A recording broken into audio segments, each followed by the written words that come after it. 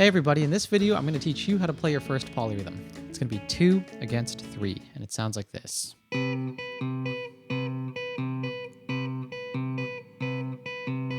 So with this rhythm, we have 2 meters happening simultaneously. We've got 2s, which sound like 1, 2, 1, 2. And then we've got the sound of 3, which is going 1, 2, 3, 1, 2, 3. And if we put them together, we get this. So this rhythm is called 2 against 3 because the main sound that we're hearing in the background is this 3. And we're tracking this while we have 2 over top. So 1, 2, 3. And when you're learning how to play this, the easiest way to think about it is through a concept called the rhythmic resultant, which basically just means that there's a resultant rhythm that happens between our 2 hands. So when I'm thinking about this, I'm not thinking about how I'm playing 2 different things at the same time. I mean, I am, but the way that I'm perceiving it is not really through thinking about my brain doing this, then my brain doing that. I'm thinking about basically a series of boths, rights, and lefts. So this pattern just goes both, right, left, right, both, right, left, right. Or if you want, you could try both, left, right, left, both, left, right, left. And there's a simple mnemonic device that you can use to help you remember the sound of this. So I like to use nice cup of tea, nice cup of tea, nice cup of tea, nice cup of tea. So basically, these 2 rhythms, if you play them at the same time, they basically just result in this rhythm here. Nice cup of tea, nice cup of tea, which is a very simple little pattern. Now, there's a lot that you can do with this. And so the first thing that comes to mind for me is trying to take this rhythm here and rearrange it a little bit. So change some of the notes up. For example, we could take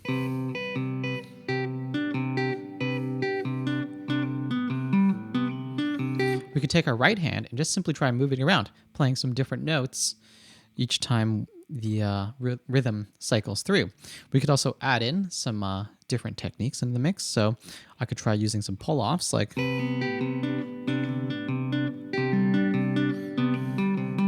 and that gives it a different kind of texture.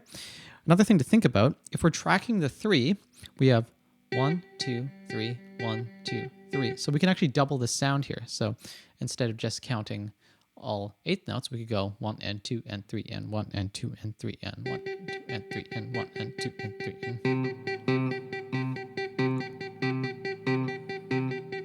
and that gives us a lot more to play with. So we could try something like...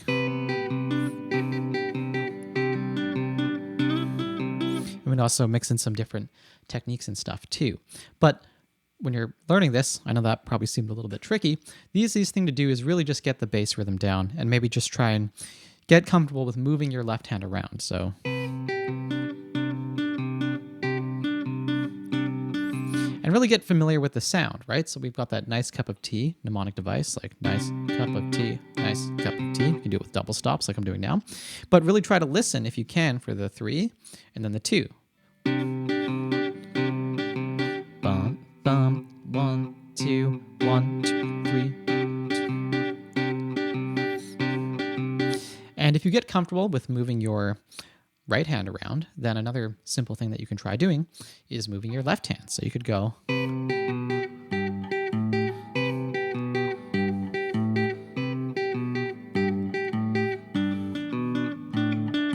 you can move it around a little more freely. If you get really comfortable, you can try and move both hands.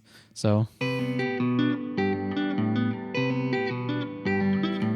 like that, and that'll give you a much more exciting sound. A fun thing to do is a little improvisation. So I like to take some chords, like maybe these 3 here, and just try a little bit of improvisation in both hands. So I'll take this chord progression and just improvise with my right hand here, like... oh, sorry, let's try again.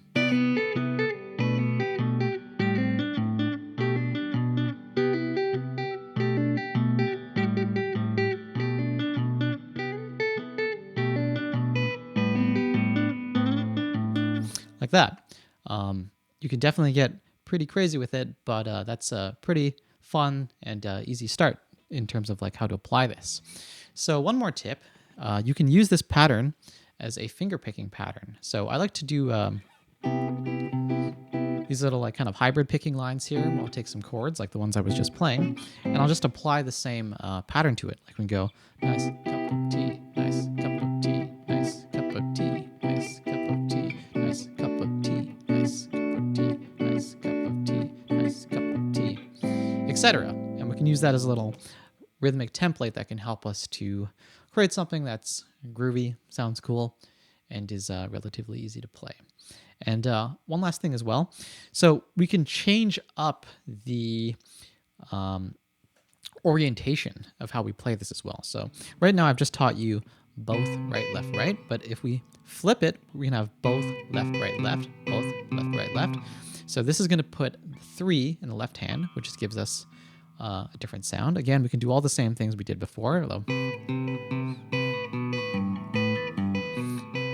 we can try moving it around. And this will give you more note sounds in the left hand, which is pretty cool. If you're using the rhythm for some finger picking, then again, you can put the extra hits, I guess, in the thumb or the picked part here. So I could go both left, right, left, both left, right, left. So I'll play that.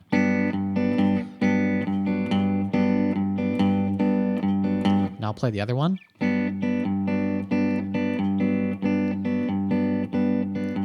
And we'll flip it again.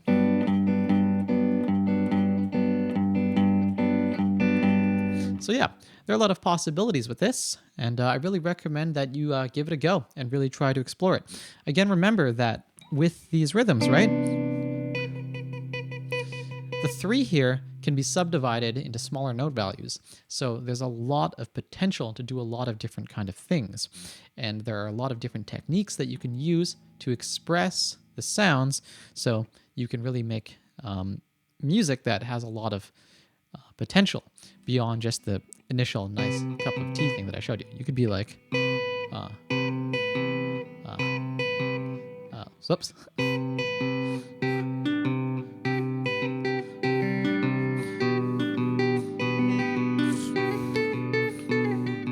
So I was just trying to kind of hold a note in the right hand here, just to create something that kind of breathes a little bit. But as you can see, there's definitely more than just the bass rhythm. So anyways, give 2 against 3 a go. Sorry, it's a little confusing. And I hope you have fun with it. Cheers, and I'll catch you guys in the next video.